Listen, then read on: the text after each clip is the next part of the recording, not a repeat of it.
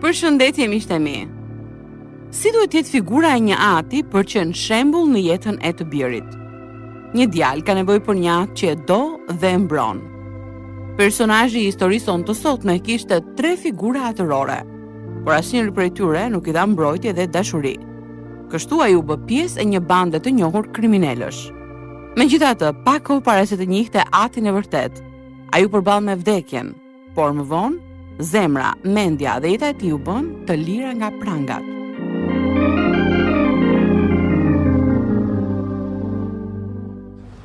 Mirë pra, Erik. Ti dëshiron të bëhesh pjesë e bandës tonë, Një nga të laftishmit e rrugës. Si fillim ke 30 sekonda për t'i shtepur në truk ta pasanikët. Nëse vritesh ose e jam bath, atëherë nuk mund të bëhesh pjesë e jona. Ne do të masim kohën. Nisu. Godite, Erik! Godite! Erik, jepi forca! Godite, ashtu, bravo! Godite! Erik! Bravo, Erik, bravo! Bravo, Erik, bravo, ashtu futja!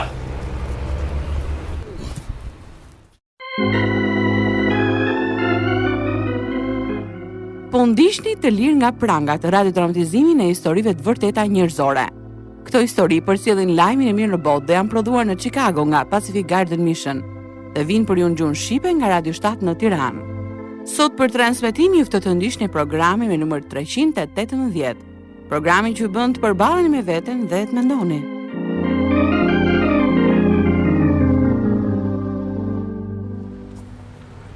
Bravo, kapetan djalë.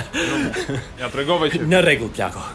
Tani je zyrtarisht antar i grupit të laftishmit të rrugës. Me që të mbahet goja, do të të quajmë Lil Bujthi, si thua. Nuk i kam fare problem, madje më pëlqen. Mirë kush të ngacmon ty sepse do të ketë punë me ne. Mos harro që duhet na mbrosh deri në vdekje, more vesh?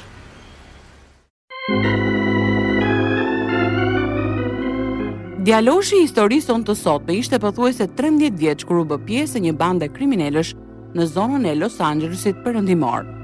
Për shkak të çështjeve delikate që trajtohen në këtë histori, sugjerohet që fëmijët të shoqërohen nga prindrit. Kjo është pjesa e parë e dëshmisë së vërtetë të Eric West, i njohur për familjen dhe miq si Maurice, dëshmi që vjen tek ju tani në Të lirë nga prangat.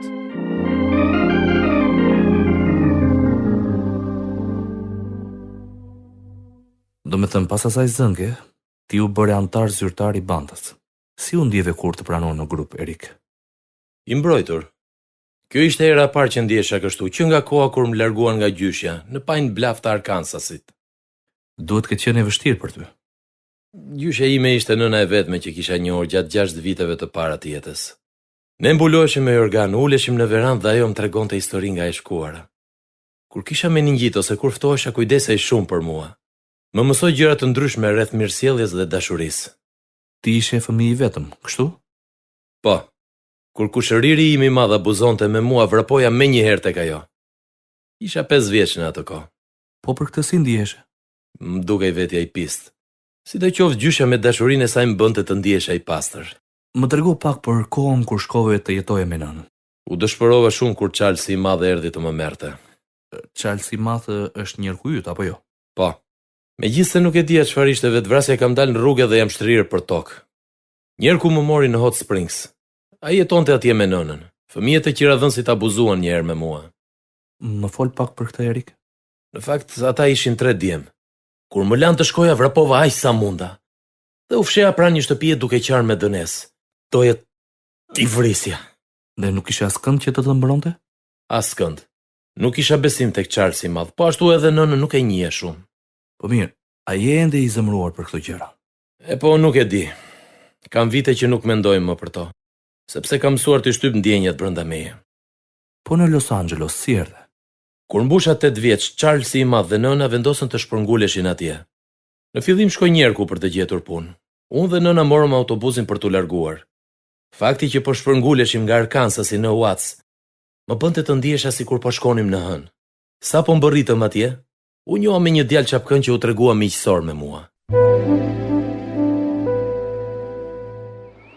Maurice, rrobat që ti vesh mund të jenë të ngjyrave të ndryshme, por vetëm të kushit nuk duhet të jenë. E pse jo? Sepse kjo është ngjyra e gjakatarëve dhe ky është territor i të lavdishmëve të rrugës. Të lavdishmëve të rrugës? More, po ti nuk ditë ke asgjë. Të lavdishmëve të rrugës janë banda më famkeqe në këtë zonë. Po të parë të veshur me të kuqe, të vranë, të shtukën fare. Po çfarë thua? Me të vërtet e ke? Mos u trem. Tani më thuaj, ke dëshirë të vish me mua në klubin biblik? E çfarë është kjo? Është një klub, ku sa herë që shkon, t'i japin mollë, portokallë, ëmbëlsira ose qumësht. Po mirë. Të shohim po me la mami, ha? Të gjithë flisnin mirë për klubet biblike, ndaj nëna më lejoj të shkoja. Atje dëgjova historinë e Jezusit, se si vdiq në kryq për të gjithë ne që të merrnim jetë të përjetshme. Mësova shumë vargje biblike përmendësh, dhe më pëlqente të shkoja sepse mësuesit na donin.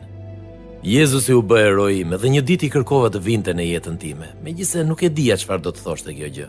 Unë shkova në klubet biblike për 4 vjet, por jeta në shtëpi edhe në lagje ishte një luftë e vërtetë.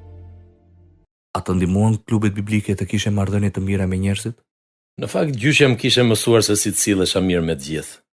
Por javën e parë që shkova në Uac, pash 2 djem që po grindeshin dhe njëri prej tyre nxori një armë dhe e vrau tjetrin. Duhet këtë qenë rrëngjethse. Po mirë, po në shkollë si shkonin gjërat?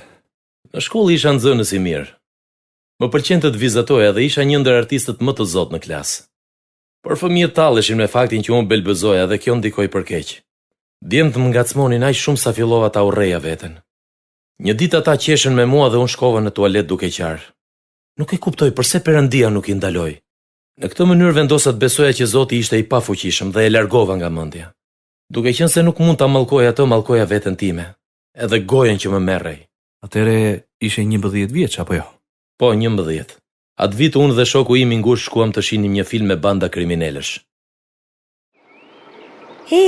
A i dalin filmi se shumë tri Mauris.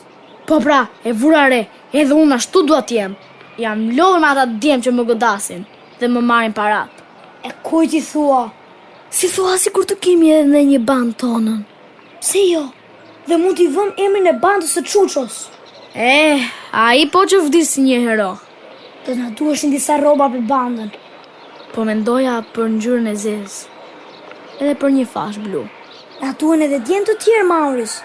Duhet të jemi shumë në numër që të kallim datën atyre të poshtrëve. Do me thënë, nuk kam për të vrapuar më nga frika, që këtë tutje do marr forcë e do luftoj. Fillova të rebelohesha ndaj autoriteteve, por më shumë ndaj njerkut. Njëherë kur isha ende i vogël, u futa brenda në shtëpi sepse shokët po më ngacmonin. Njerku më mallkoi edhe më rrahu, që nuk dola jashtë për të përballur me ta. Kur ai më rrau e detyrova veten të mos qaja. Njëherë tjetër më akuzuan gabimisht për grabitjen e një portofoli të një zonje dhe ai u përpoq të më rrite me rripin e pantallonave, por unë e kapa rripin dhe e mbajta fort. Ti nuk je me vaj! Ta urrej! Po, prekem me dorë! Do të vras! Do të vras! Ai nuk reagoi, por u largua nga dhoma. U pendova për sjelljen time. Shumë shpejt ai u largua nga shtëpia dhe nëna tani grindej me mua. Në atë kohë u bëra pjesë e një bande kriminalësh edhe ajo bandë u kthye në qëllimin e jetës sime. Unë edhe nëna filluam të kishim probleme financiare. Ndonjëherë nuk kishim fare ushqim në shtëpi.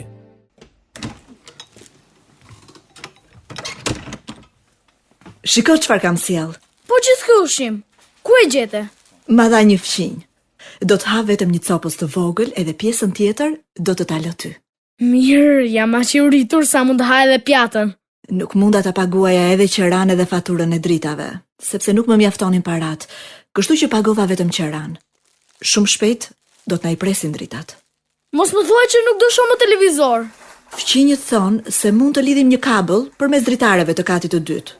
Ndaj televizori nuk ka për të munguar. Ky ushqim që nga fantastik. Më kishte ardhur në majtë të hundës buka me mustard dhe sheqer. Në klasën e 8 më arrestuan për grabitje dyqani dhe shoku im që ishte me mua jam bathi, por edhe ata e kapën. Me shumë frikë kisha nga nëna se sa nga policët. Ajo mund të bëjë me të vërtetë ashpër dhe nuk kishte frikë nga askush. Pseudonimi që kisha në band ishte i shpejti. U largova nga klubi biblik, por ndonjëherë unë edhe shoku shkonim në kampet që klubi organizonte. Mësuesi biblik Kimi na çoi në kamp me mikrobuzin e tij dhe gjatë gjithë kohës foli për Perëndin. Erik, çfarë ndodhi këtu jashtë kur ne po bisedonim brenda me prindrit? Pas gjë më Kimi. Thjesht pam disa nga trestar dhe ngritën fashat tona blu. Por ne sikur ju tham të mos ngacmonit njëri. Kimi, ata janë thjesht disa të shtak. Ne nuk krim dot pa e ngacmuar ata. E po ja që Jezusi vdiq edhe për ata që ti i quan të shtak. Po, ke të drejtë. Perëndia të ka thirrur të jesh dritë në errësirë. Edhe jo një gur pengese. Ashtu është. Unë po lutem për ty. E mos harro që Jezusi të do. Një natë më ngacmoi një antar i një bande rivale, i cili kishte vrarë disa njerëz. Ai më drejtoi armën duke më sharë me zë të lartë. I thash Perëndisë se nëse do të më ndihmonte, unë do t'i shërbeja atij. Arma nuk u shkrep. Ai filloi të më godiste në kokë derisa dikush e trëmbi dhe ai u largua. U deshën 11 të qepura për të mbyllur plagën. Megjithatë, asgjë nuk mundi ta mbyllte plagën që kisha në zemër. Vdekja më dukej gjithnjë e pashmangshme dhe e kisha harruar premtimin që i kisha bërë Perëndisë. Një natë, pasi u larguam nga një festë, shkuam të ngacmonim një nga bandat rivale, por na ndoqi policia. Plako, më duket sikur do të vdes. Mos fol ashtu. Ndaloni mjetin me njëherë. Mos më thuaj që policia na shvën nga pas. Ec, kujdes. Prit. Kujdes, ec. Ti çfarë po ndodh? Taluaj makinën. Po ti kuptoj që po ndiqim nga një helikopter. Nuk kemi nga t'ja mbathim. Policia është shtuar në numër.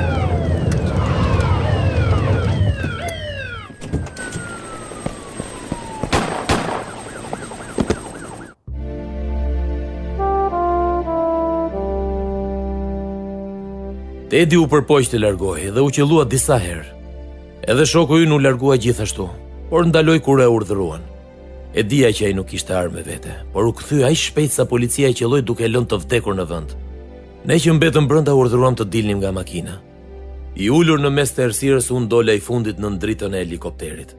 Të gjithë policët i kishin drejtuar armët e tyre tek unë.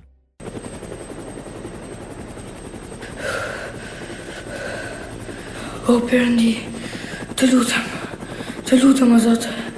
Mos lejo të pengohem kur të dalësh makinës. Madje as të shti. Të lutem o Zot. Të lutem. Duart lart. Tani shtriu për tokë dhe vendosi duart prapa shpinës. Tedi kishte grabitur dikë, e kishte vrarë dhe i kishte marrë makinën. Ne nuk ishim të përfshirë në këtë grabitje, ndaj na lanë të lirë pas ditën e ditës tjetër. Hakmarrja na nxiste të grindeshim me të tjerët, dhe mua më kishin kërcënuar me vdekje. Në vitin e parë të shkollës së mesme ngela 2 herë në klasë, edhe ende nuk isha mbushur 18 vjeç kur disa të afërm erdhën të jetonin me ne. Kështu zbulova se kush ishte babai im i vërtet dhe e telefonova. Përshëndetje, William. Jam Maria, më mban mend? Këtu është dikush që dëshiron të flasë me ty. Është yt birë, Maurisi. Ç'kemi, babi? Si e? Mauris, si ke qenë? Në përgjithësi mirë. Shkon ende në shkollë?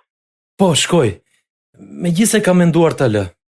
William, si thua sikur ti dhe Maurice të jetonit së bashku në Arkansas? Këtu në Watts e kanë kërcënuar dhe i kanë thënë se do ta vrasin. Në fakt unë duhet të shkoj në Pine Bluff për punë. Maurice, dëshiron të takohemi atje? Doja ta takoja. Dhe gjithashtu doja të shija gjyshen sërish. Kështu shkova në Arkansas me autobus. Gjyshja ndodhej në një azil. Unë kisha vendosur të mos i tregoja se çfarë njeriu isha bërë tani. Njoha familjen e babait, edhe u përpoqja shumë që të mos përdorja gjuhën që përdorja zakonisht me djemtë e bandës. Ata ishin njerëz mjaft të mirë. I mat më ftoi të shkoja me të për të kryer një porosi. Dhe u emocionova shumë sepse për herë të parë do të qëndroja vetëm për vetëm me baban tim të vërtet. Është e vërtet. Kam luftuar në Vietnam. Ndërsa unë kam menduar të futem në ushtri. Më parë ke nevojë për pak disiplinim, bir. Bindju autoritetit sepse tani nuk kam pantallona poshtë qemerit. Mos mendo se mund të më disiplinosh tani që më njeh. Në rregull. Je bërë pjesë e ndonjë bande apo jo? Po. Di shumë gjëra për bandat në Los Angeles. Janë të rrezikshme. Maurice, Kam qenë i rrethuar prej tyre kur jetoja në Michigan. Me të vërtet? Po, por më mirë të ndrojmë temë birë. Si dëshiron të më thrasësh tani? Për momentin do të thras babuq.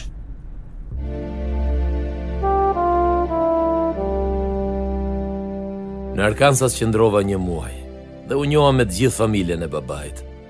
Gjithashtu vizitova gjyshen, e cila tha se ky ishte takimi ynë i fundit. U shkova në Kaliforni, u ktheva sërish në band.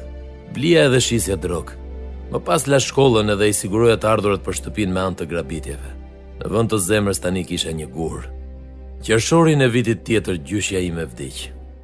Ajo tha se vitin tjetër nuk do të ishte më gjallë, edhe kishte pasur të drejtë. Mami, duhet të shkojmë në Arkansas. Bir, po ne nuk kemi para për të udhëtuar atje. Mami, unë e dua gjyshen. Duhet të shkojmë t'i bëjmë derimet e fundit. E di, po çfarë të bëjmë? Planifikova disa grabitje për të siguruar paratë e udhëtimit në Arkansas. Por në atë kohë më dhanë një çek me para dhe shuma ishte e madhe. Kështu ne shkuam në Pine Bluff, ku nona u mor me përgatitjen e funeralit. Ndërsa unë vizitova të afërmit, përfshirë edhe kushëririn tim, Mainin. Duhet të jetë e vështirë për ty të humbasësh gjyshen, apo jo? Shumë e vështirë. Dua të qaj, por kam kohë pa e bërë këtë. E kuptoj si ndihesh, Maurice. Edhe unë nuk kam shumë kohë që e kam humbur nënën time. Po pra, e kam marrë vesh. Është gjë e rëndë kur të rëndon faji, miku im. Por nuk ishte faji yt, Main. Ajo ishte e sëmur. E vërtet, por unë duhet të kisha qenë pranë saj. Ajo më kërkoi të qëndroja me të në shtëpi atë natë. I premtova se nuk do të largohesha prej saj. Por kur atë e zuri gjumi, unë shkova në një fest koti. E kujt mund t'i shkonte në mendje se çfarë do të ndodhte? Ajo e kishte ndier se do të vdiste, edhe unë e braktisa.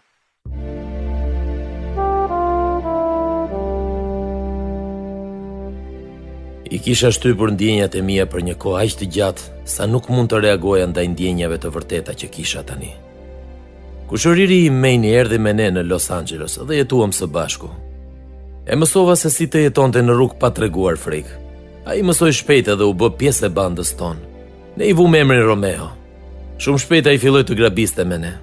Nëna ishte lidhur me një burr. Ai më pëlqeu deri në momentin që zbulova një pjesë tjetër të karakterit të tij. Dhe fillova ta urreja. Ej, plako, kush mendon se je? Vjen këtu pa frikë, i merr nënës time paratë dhe blen birra? Kot nuk këputesh pa ndjenja në divanti. Nëse nuk zhdukesh nga jeta e saj, do të të zhdukun. Maurice! Masu nga dra me punët e mia. Davidi është miku im. Pa i po përfiton nga ty. Nuk e kupton? Unë vi në shtëpi edhe ju shoh të dyve pa ndjenja në divan. Madje e lë edhe derën pa qelës. Ti po kërkon vetë të grabisin. Djalosh, të thash të mos ngatrohesh me punët e mia. E urreja të njëri. Maurice, ai e ka nën kontroll nënën tënde. Prandaj duhet ta largoj nga jeta e saj. Ne mund të të ndihmojmë, plako. Ti vetëm hap gojën. Mbase i të rreq vëmendjen për të dalë jashtë shtëpisë. Kështu mund ta vras.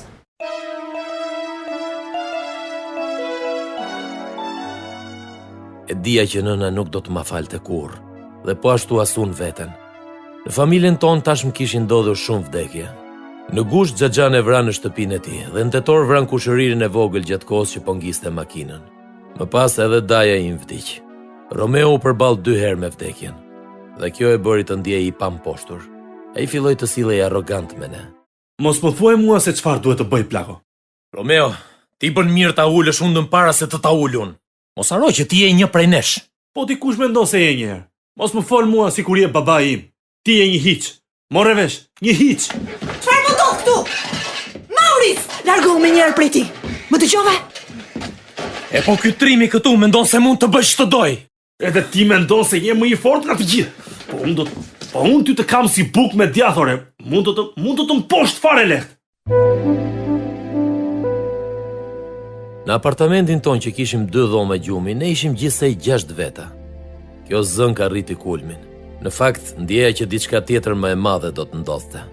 Disa ditë më vonë, duke u përpjekur ta qetësoja situatën, i dhash kushëririt një bibël që më kishin dhënë në klubin biblik. Merre, plako. Mbase Perëndia mund të të ndihmoj. Ashtu?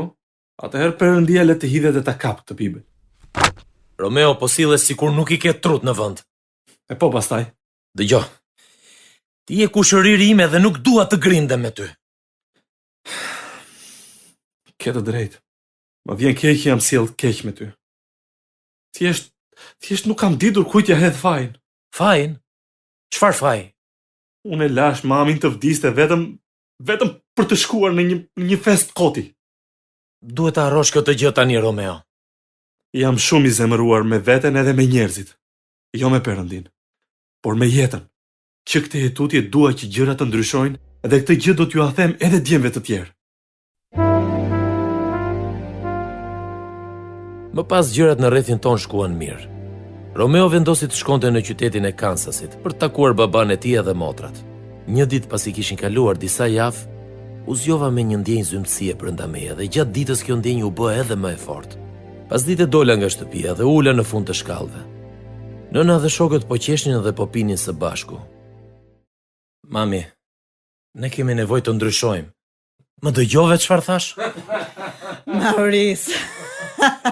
Po ç'të ka gjetur kështu, ha? Çfarë ke pirë djalosh? Diçka nuk shkon, mami.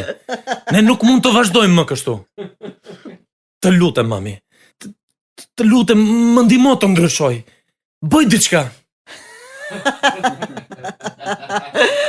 Qetëso dhe ja të kthesh një glang me ne.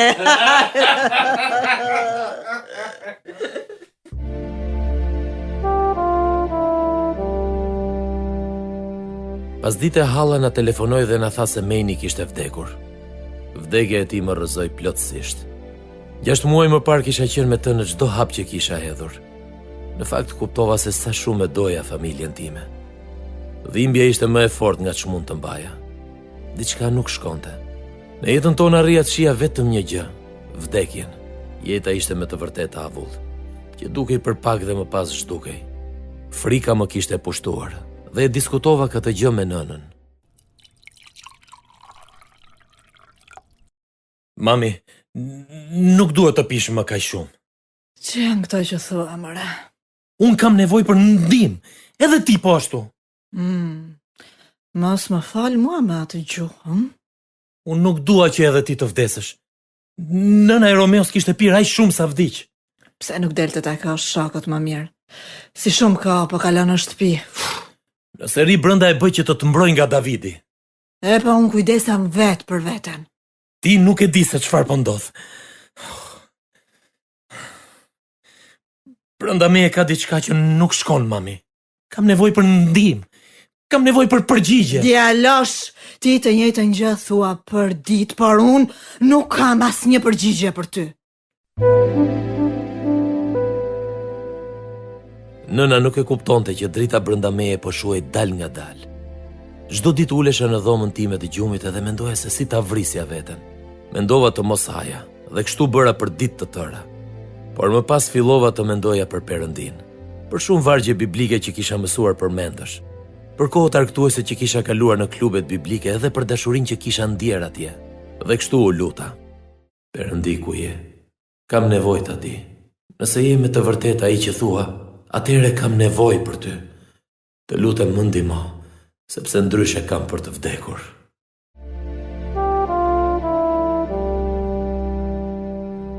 Krejt papritur doja të takoja mësuesin biblik që kisha pasur dikur, Kimin. Kështu vendosa të ecja për të shkuar në shtëpinë e tij, që ishte në fund të ndërtesave që jepeshin me qira. Gjatë rrugës koka më mbush plot me dyshime, por vazhdova të ecja, derisa mbërrita para derës së tij. Erik, që mirë të ka sjellë të djalosh. As vet nuk e di, por duhet të vija. Tani që mbarove së ngrënie, a mund të më thuash pse ke ardhur? Unë di vetëm që jam shumë i lënduar edhe që kam nevojë për ndihmë. Çfarë po ndodh me jetën tënde tani? Nëna pi shumë alkol, më shumë se ç'duhet. Disa nga të afërmit e mi janë vrarë dhe kanë vdekur. Nuk e di. Jeta ime nuk ka kuptim edhe kam menduar shumë të vras veten. Erik, më dëgjoj. Jeta pa Perëndi nuk ka asnjë vlerë. Nëse ti ndjek këtë botë dhe jeton për veten, do të përfundosh duke marrë vetëm dhimbje dhe zhgënjime. Perëndia na ka krijuar për të pasur një marrëdhënie me të. I gjithë qëllimi është të njohim Perëndin. Por unë kam kohë që jam larguar prej ti. E po ai ka qenë gjithë një pranë teje. Ai tha, nuk do të lë, as nuk do të braktis. Do të ndihesh bosh brenda teje deri në momentin që Jezusi do të vijë për të jetuar në zemrën tënde. I mban mend studimet biblike që bënim së bashku? Si jo? Të kujtohet vargu nga letra e Romakëve kapitulli 5, por Perëndia e tregon dashurinë e tij ndaj nesh në atë që kur ende ishim mëkatar, Krishti vdiq për ne. Unë kam mëkatuar shumë, Kimi. Kam bërë gjëra të tmerrshme. Ky është hapi i parë që duhet të hedhësh për të pajtuar me Perëndin. Të pranosh atë që ai thot. Edhe Bibla thot se ne të gjithë jemi mëkatar. E kam dëgjuar këtë varg kur kam qenë i vogël. Gjendet tek letra e Romakëve kapitulli 3. Po, edhe vargu thot, nuk ka asnjë të drejtë. As edhe një. Jezusi nuk vdiq për ata që janë të mirë, Erik, sepse nuk ka asnjë të mirë. Bibla thot, të gjithë kanë mëkatuar dhe nuk e arrin lavdinë e Perëndisë. Ai dërgoi Jezusin për të paguar pagën e mëkateve tona. E mban mend se çfarë thuhet te letra Romakëve kapitulli 6 vargu 23. Sepse paga e mëkatit është vdekja, por dhurata e Perëndisë është jeta e përjetshme nëpërmjet Krishtit Jezus, Zotit ton. Unë vetëm vdekjen njoh tani. Por Jezusi erdhi për të dhënë jetë, Erik. Jetë të përjetshme dhe me bollëk. Ai tha, unë jam ringjallja edhe jeta. Ai që beson në mua, edhe në vdekt, do të jetojë. Edhe kushdo që jeton e beson në mua, nuk do të vdes as pak për jetë. Ai beson këtë? Më duket sikur nuk i kam dëgjuar asnjëherë më parë këto gjëra. Tek Ungjilli i Gjonit. Kapitulli 3, vargu 16 thuhet, sepse Perëndia e deshi aq botën sa dha birin e tij të vetëm lindurin, që kushdo që beson në të mos humbas, por të ketë jetën e përjetshme. Erik, ti ke nevojë të marrësh një vendim. Zgjidh sot kujt dëshiron të shërbesh. Dorëzoja jetën tënde Jezusit. Në të kundërt, do të vazhdosh të ecësh kështu siç po e bën tani, duke u përpjekur ta drejtosh vetë jetën. Dhimbja filloi të më hapte plagët në zemër. Identiteti im ishte i njëjtë me djemtë e bandës, por tani duhet të hiqja dorë prej tyre. Fillova të qaj aq shumë sa më duke sikur kisha gëlltitur një oqean të tërë. Si një fëmijë u ula në gjunjë dhe qava për një kohë gjatë. Ndërkohë që mëkatet që kisha bërë gjatë gjithë atyre viteve, dhimbja edhe turpi u fshin. Je gati? Po. Pendohem për mëkatet e mia, edhe jam gati t'ia dorëzoj zemrën dhe jetën Jezu Krishtit, duke e bërë atë Zotin tim. Atëherë lutem me mua. Perëndi, e pranoj që jam një mëkatar. Kur mbarova së lutur, gjithë gjërat që kisha mbajtur aq gjatë brenda meje u larguan. Në vend të tyre kisha gëzim. U ndjeva i pastër edhe i lirë nga faji. Kimi më dha një Bibël dhe u ofrua të më bënte dishepullizim. Pranova. Ai më paralajmëroi se Satani do të përpiqej të më pengonte, që të mos rritesha në Krishtin. Nuk e dija që edhe gjatë kthimit në shtëpi, armiku do ta sfidonte besimin tim të ri.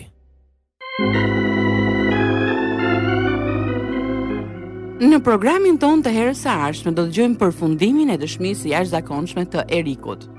Shpresojmë t'ju kemi inkurajuar në ecjen tuaj në besim. Dëgjues të dashur, ka një mik që është më i ngushtë se sa një vëlla, dhe emri i tij është Jezus.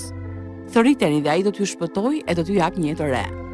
Sepse kushdo që do të thërras emrin e Zotit do të shpëtohet. Nëse keni nevojë për ndihmë në marrjen e këtij vendimi jetëndryshues për Krishtin, ju ftoj të na shkruani në Radio 7 Kutia Postare 2914 Tiranë, ose na dërgoni një email në info@radiovit7.net.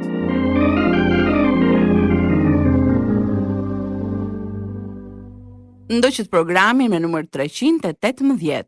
Kjo ishte pjesa e parë e historisë së vërtetë të Eric West. Të lirë nga pranga të prodhuar nga Pacific Garden Mission dhe u soll për ju në gjuhën shqipe nga Radio 7 në Tiranë, për të treguar nëpërmjet historive të vërteta se nëse jeta juaj është bosh, ajo mund të mbushet derisa të derdhet. Do të ishte kënaqësi të dëgjonim se si ka ndikuar këto programe në jetën tuaj. Ndaj mos harroni të na shkruani. Deri herën e ardhshme bashk, miru dëgjofshim.